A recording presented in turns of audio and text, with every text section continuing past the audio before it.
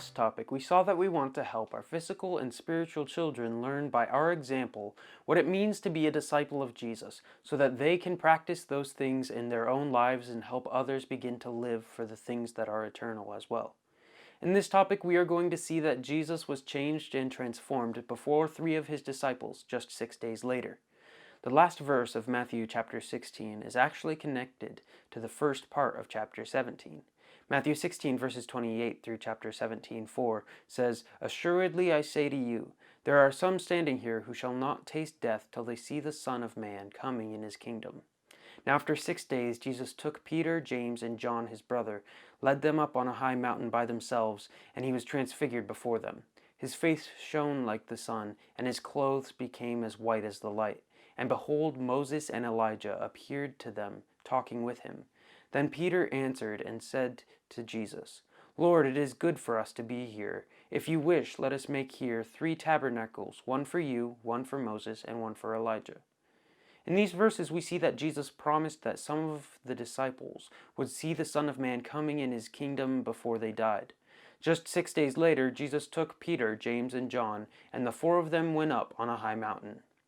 There is a high mountain just north of Caesarea Philippi, and it is known today as Mount Hermon.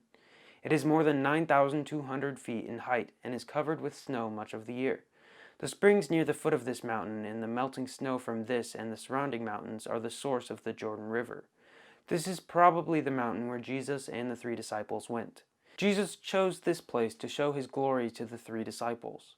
The word translated transfigured means to be changed into another form. Matthew, Mark, and Luke all mention the transfiguration. The only gospel that does not mention it is John.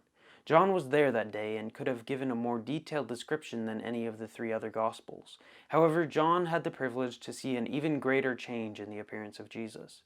That appearance is described in Revelation chapter 1 verses 12 through 16, where we read, "Then I turned to see the voice that spoke with me, and having turned I saw 7 golden lampstands, and in the midst of the 7 lampstands one like the Son of Man, clothed with a garment down to the feet and girded about the chest with a golden band. His head and hair were white like wool, as white as snow, and his eyes like a flame of fire. His feet were like fine brass, as if refined in a furnace, and his voice as the sound of many waters. He had in his right hand 7 stars. Out of his mouth went a sharp 2-edged sword, and his countenance was like the sun shining in its strength." Even in this appearance, the face of Jesus shone like the sun, and his clothing became as white as the light. We see that 2 men then appeared and talked with Jesus. Luke 9 verses 30 through 31 says, "And behold, 2 men talked with him, who were Moses and Elijah, who appeared in glory and spoke of his decease, which he was about to accomplish at Jerusalem." Here we see that Moses and Elijah talked with Jesus about his coming death, which would soon happen in Jerusalem. Moses wrote the books of the law, and Elijah was one of the prophets. That meant Moses wrote about the first promise of Jesus in Genesis 3 verse 15, where we read, "And I will put enmity between you and the woman, and between your seed and her seed. He shall bruise your head, and you shall bruise his heel." God promised that Jesus would crush the head of Satan, even though Satan would bruise the heel of Jesus. For 3 days, Satan thought that he had won. Then, when the resurrection came, Satan knew that he had lost and is now waiting his eternal judgment. Peter and the 2 other disciples were amazed when they saw Jesus talking with Moses and Elijah. The word translated tabernacle was most commonly used in the New Testament to speak of the tabernacle in the wilderness. In the book of Revelation, it was used to speak of the dwelling place of God in heaven. It is even used once to speak of the eternal dwelling place of all unbelievers. In the Old Testament, at the time of the Feast of the Tabernacles, the Jews would make temporary shelters, usually with the green branches of trees or bushes, to remind them of their time in the wilderness. However, Matthew, Mark, and Luke all used this word at the time of the Transfiguration.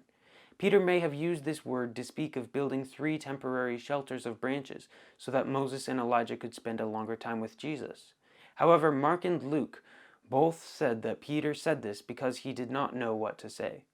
Matthew 17 verses 5 through 8 says, "While he was still speaking, behold, a bright cloud overshadowed them, and suddenly a voice came out of the cloud, saying, 'This is my beloved Son, in whom I am well pleased. Hear him.' And when the disciples heard it, they fell on their faces and were greatly afraid. But Jesus came and touched them and said, "Arise, and do not be afraid." When they had lifted up their eyes, they saw no one but Jesus only. Here we see that the Father interrupted Peter by covering them with a bright cloud. Then God spoke out of the cloud and said, "This is my beloved Son, in whom I am well pleased. Hear him." The Father did several things by this statement. First, he made it clear to the 3 disciples that this was his beloved Son. Second, he made it clear that he was well pleased with his Son. Third, he told them to hear what Jesus was saying. The word translated "hear" means to pay attention or to understand what is being said. Since Jesus, Moses, and Elijah were talking about the coming death and resurrection of Jesus, the Father wanted the disciples to clearly understand that Jesus was going to die and be raised again on the 3rd day. This was the message they were to share. The disciples were so fearful when they heard the voice of the Father that they fell on their faces in great fear. Then Jesus came and touched them and told them to get up and not be afraid. Then they looked up and saw that Jesus was now the only one standing there. Matthew 17, verses 9 through 13 goes on to say, "Now as they came down from the mountain, Jesus commanded them, saying, 'Tell the vision to no one until the Son of Man is risen from the dead.' And his disciples asked him, saying, 'Why then do the scribes say that Elijah must come first?' Jesus answered and said to them, 'Indeed, Elijah is coming first, and will restore all things. But I say to you that Elijah has come already, and they did not know him, but did to him whatever they wished. Likewise, the Son of Man is also about to suffer at their hands.' Then the disciples understood that he spoke to them of John the Baptist." Here we see what Jesus and the disciples talked about as they came down from the mountain to where the other disciples were. Jesus, Moses, and Elijah had been talking about the coming death of Jesus. As the 4 went down the mountain together, Jesus told the 3 disciples not to tell anyone about the vision until after the Son of Man rose from the dead. However, they did not understand that statement either, because Mark 9, verse 10 says, "So they kept this word to themselves, questioning what the rising from the dead meant." The 3 must have talked together later that afternoon or evening, because Luke 9:37 says, "Now it happened on the next day, when they had come down from the mountain, that a great multitude met him." Here we see that it was the next day before they reached the bottom of the mountain, so the disciples had time to discuss their questions with one another later in the day or during the evening. Jesus had told them 6 days earlier that he would suffer many things, be killed, and be raised on the 3rd day. Here we see that the 3 did not clearly understand what Jesus had said earlier.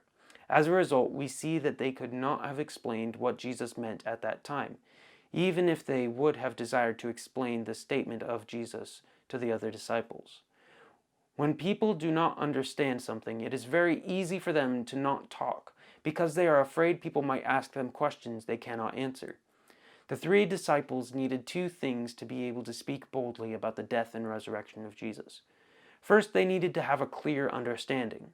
Second, they needed to be able to have the power of the Holy Spirit in order to speak boldly about the death and resurrection of Jesus. They received clear understanding in Luke 24, verses 44 through 48, after Jesus rose from the dead. They received boldness to speak with the coming of the Holy Spirit. Both things must be true in order for a person to be a bold witness. As we were coming down the mountain, the disciples asked Jesus the question of why the scribes said that Elijah must come first. The scribes made that statement because of Malachi 4:5, which says, "Behold, I will send you Elijah the prophet before the coming of the great and dreadful day of the Lord." Jesus explained that the one bringing the message that the Christ was coming had come. Instead of listening to that one, the religious leaders and the Roman government had treated that one with contempt and did to him whatever they wished. Suddenly the disciples understood that John the Baptist had come before Jesus, the Christ, to prepare the way for the coming of Jesus.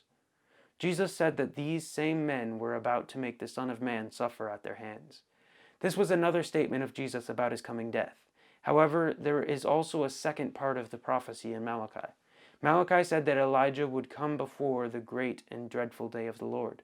Elijah will be one of the 2 witnesses that will be killed when he comes before the great tribulation. This is explained in Revelation chapter 11 and fulfills the second part of the prophecy of Malachi. John brought the message of the coming of Jesus and was rejected. Elijah will experience that same rejection in the tribulation. We want to help our physical and spiritual children learn to explain that John brought the message that Elijah will bring during the tribulation, which is part of the day of the Lord. May the Lord richly bless you as you help your children learn to understand and explain these things.